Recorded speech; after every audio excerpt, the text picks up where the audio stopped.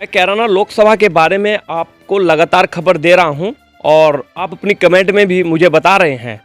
लेकिन दोस्तों, मैंने आपसे वादा किया था कि जो गठबंधन की तरफ से अभी जो तैयारी कर रहे हैं उनके बारे में भी, और जो भारतीय जनता पार्टी की तरफ से अभी दावेदारी कर रहे हैं टिकट को लेकर, उनके बारे में भी आप लोगों को बताता जा रहा हूं। दोस्तों, आज मैं बताता हूं स्वर्गीय चौधरी यशपाल सिंह जी के परिवार के बारे में। जो ये परिवार काफ़ी एक्टिव रहा है। पिताजी के जाने के बाद चौधरी रुद्रसेन और चौधरी इंदरसेन जी के पास अपनी विरासत को संभालने के लिए जिम्मेदारी है और लगातार अपने पापा की तरह ही जनता के बीच में मौजूद है। हर प्रकार की समस्या लोग लेकर आते हैं, उनको अपने ही फार्म पर निपटाने का काम करते हैं।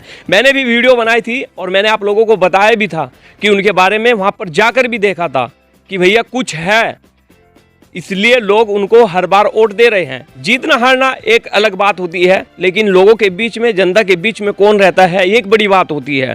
क्योंकि जनप्रतिनिधि बनाती है जनता और लोगों के दिलों में भी जगह देती है जनता। पक्ष और विपक्ष हमेशा चलता है, लेकिन हारने के बाद भी ये परिवार काफ़ी एक्टिव है।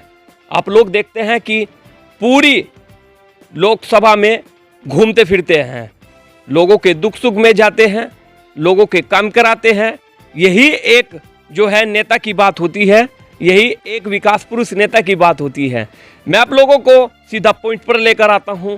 कल मैंने किसी नेता के बारे में बताया था, लेकिन आज मैं चौधरी इंदरसेन जी के बारे में बताने वाला हूं। आप लोग जाएंगे, बड़े अच्छे तरीके से बात करते हैं, आप लोग जाएंगे, बड़े अच्छी तरीके से इंटरव्यू भी देते हैं और रिस्पेक्ट भी सभी मीडिया के साथ साथ आम लोगों की भी करते हैं। अगर गठबंधन से चौधरी इंदरसेन जी का टिकट हो जाए तो कैसा रिस्पॉन्स रहेगा, अगर किसी अन्य का रह जाए तो कैसा रहेगा।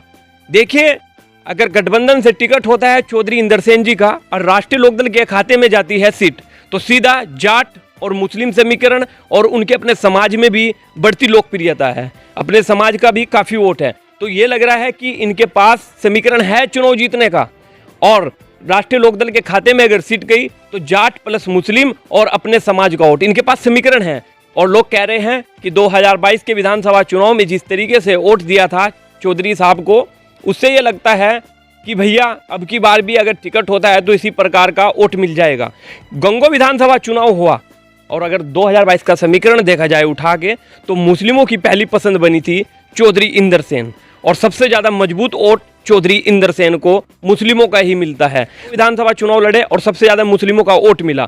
क्या आसार दिख रहे हैं जिस तरीके से अब की बार चुनाव होने जा रहा है, कैसे आसार दिख रहे हैं कि अब की बार फिर चौधरी इंदरसेन को मुस्लिम वोट मिल पाएगा या नहीं? आप लोग अपनी कमेंट में जरूर बताना।